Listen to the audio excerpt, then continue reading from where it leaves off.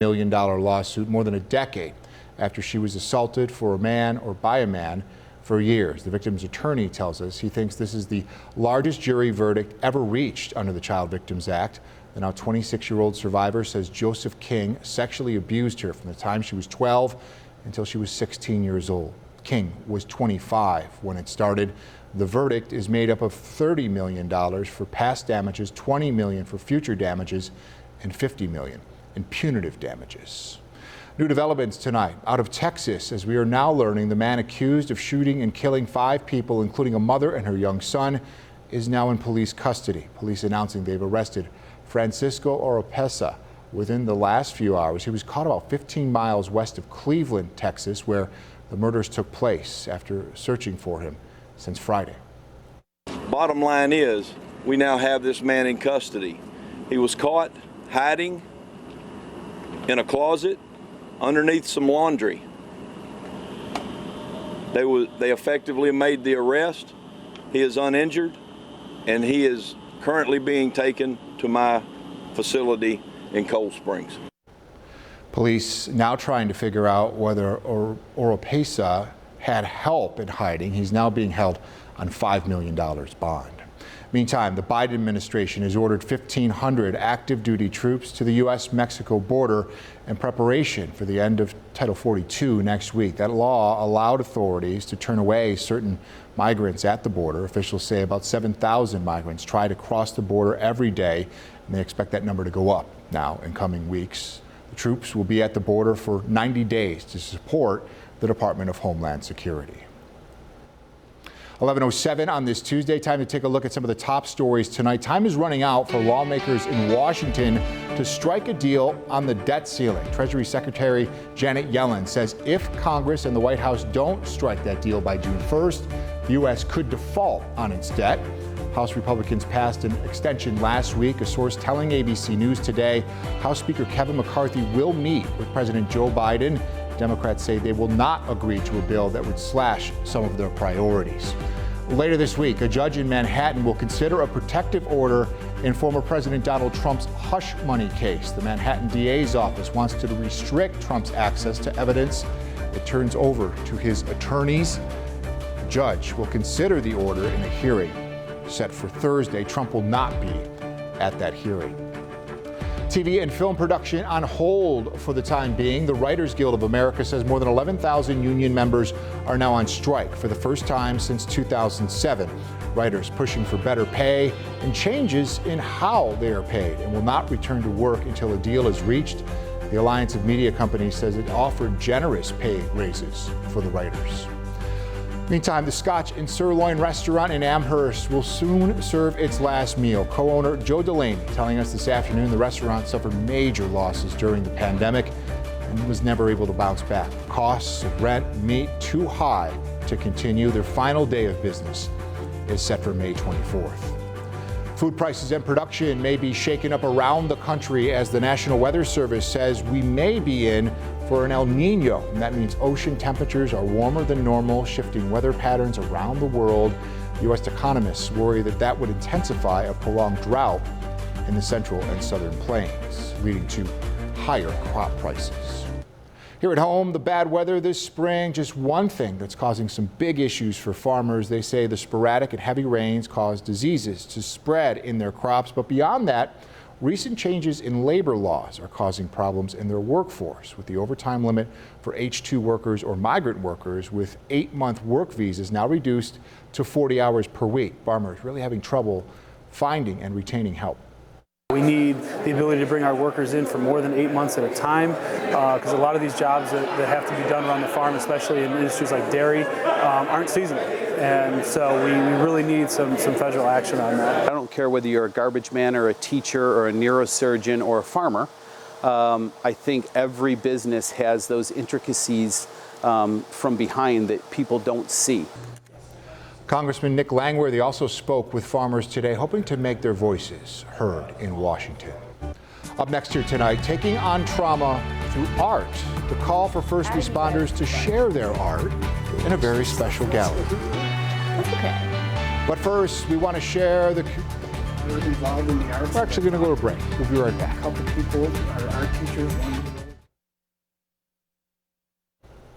Welcome back. Now to a new effort to help support and thank the men and women who work to keep our community safe each and every day. 7 News reporter Kritzia Williams takes us to a special art exhibit that both honors Western New York first responders and helps them in a pretty unique way.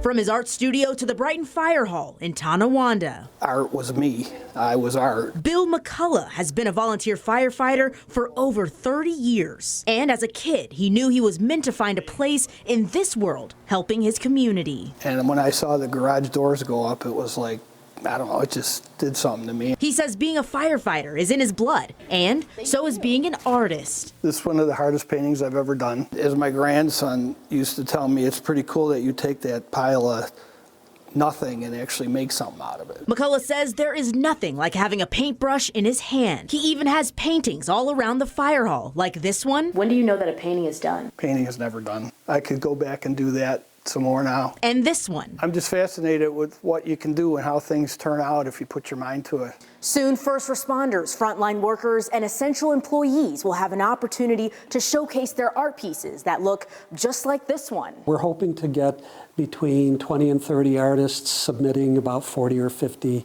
pieces of artwork. The Western New York Artist Group is now calling all first responders that are artists or want to share some of their pieces. And director Don Sietta says there's a special reason why. Doing artwork is well known as a therapy. So your artwork is a feeling, it's an energy that you get. Sietta says he wants artists just like McCullough to take off the uniform and have a space to express themselves, whether it's trauma or the flowers in their front yard. Recognizing that there's something else other than a first responder, by showing their artwork, it's an outlet for them. He says the goal is to fill this room with artwork next month. McCullough's pieces will be there, and something he always tells himself when creating the art he loves is this. Just keep on pushing yourself. Kritzia Williams, 7 News, Tonawanda. It's a great initiative, right? Well, this is all new for you this evening. A Western New Yorker now up for Broadway's highest honor. Stephen McKinley Henderson, who is a professor emeritus at UB, has been nominated for a Tony for a leading actor in a play. This is for his role in Between Riverside and Crazy. This is Henderson's second Tony nomination. That is a big deal. Congratulations there. Nomination's a big deal. Oh, yeah. Speaking of awards, this is Congratulations. not a award-winning weather for me. Not to continue to talk about it, but Right. Right, here we are. Not a great forecast the last couple of days. Tomorrow, yet again, it's like a broken record, but it gets better when it should. Like the butt. You know? It's So better here we when it go. should. Here we go. Exactly. It is a very cool night. We had temperatures for the day in the mid-40s. We ended up in the upper 30s, and that's exactly where we're going to be tomorrow. So I wanted to kind of show you what happened today, because we're just going to almost copy and paste it for tomorrow. We may gain a couple of degrees in the high, but the low might be even a little bit chillier as we start the day. However, it's only going to go up from there. By Thursday, we're in the 50s. On Friday, we'll even see some 60s out there. And by the weekend, on Sunday, we'll likely even see some 70s too. So we are getting there. And again, it's going to get better when it matters for the end of the week. It is 39 degrees at the Buffalo Airport. The winds are nice and light at this point. And as we look at that radar screen, we're continuing to watch that low pressure just spin across Western New York. So we're seeing the rounds of showers come through. The higher elevations are dealing with snow showers, and it's going to be, you get a little away from the lakeshore, you get up into the hills, through the Boston Hills and along 20A. You're going to find snow showers there. A little bit of a mix now exiting Cottersport. They'll have a bit of a break over the next couple of hours, but still looking at the shot to see around a half an inch or even an inch of snow on those higher elevations.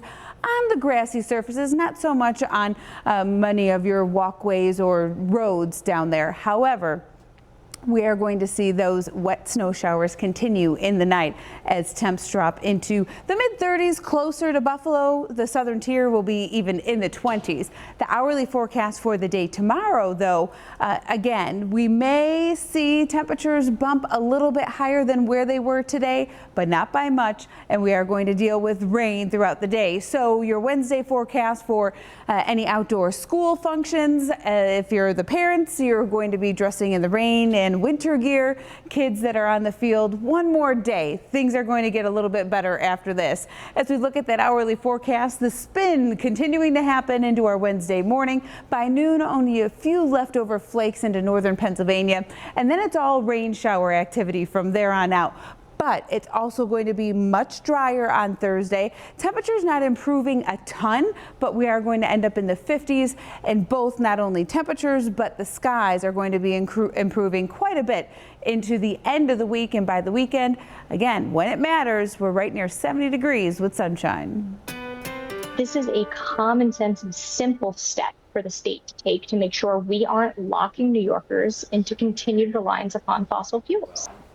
Well, a big part of the state's push for clean energy moving forward tonight in Albany. Just in, state lawmakers have now passed the $229 billion budget for next year. That includes a plan to transition all new buildings in the state from natural gas to electric power. Now, this is a plan we've been keeping an eye on for you since Governor Hochul first unveiled it as part of her proposed budget back in January. Now, at that time, the plan called for all homes and buildings to replace fossil fuel powered units with zero emission systems by 2030. But over the last 4 months, that plan has changed. It's evolved to only include new builds. So tonight, our Sydney Ure is following up on the plan and what it would mean for homeowners right here in Western New York. New York State's All-Electric Building Act is about decreasing greenhouse gas emissions and air pollution in new construction projects by phasing out the construction of new buildings with fossil fuel hookups. The cutoff for fossil fuels in new builds 7 stories or less is the end of this year. For buildings taller than 7 stories, it's July 1st, 2027. New York State is working to help ensure that emissions are reduced greatly from natural gas appliances, whether it's a natural gas stove or whether it's a natural gas furnace or boiler. And while HVAC project manager at T-Mark Plumbing, Heating and Cooling, Ian Donnelly, says the industry is adapting quickly, Earth Justice New York policy advocate Liz Moran says you won't have to worry about changing right away. So for most people, not too much is going to change. We are only talking about new construction in the policy that was passed. Moran says polling conducted this past fall showed that 66% of New Yorkers support a mandate of all-electric new construction. And it makes sense. This is a common sense and simple step for the state to take to make sure we aren't locking New Yorkers into continued reliance upon fossil fuels. And with heat pumps becoming the way of the future for heat, AC, and water heating, Donnelly says there are several ways to install it in your home. Whether it's a traditional ducted system, you can do that with heat pump technology with essentially an air handler, and you can also install what they call ductless mini split systems. They sit up on the wall or they sit a little bit lower. It's considered zoned cooling and heating using heat pump technology. And this does your whole first floor. This does everything on the first floor. Donnelly says there are homes capable of making the transition to heat pumps, but for the older homes in our area, it's not safe to assume that they can without asking an expert. A lot of houses still have fuses in them. A lot of houses in this area still have knob and tube wiring. In that case, those houses are not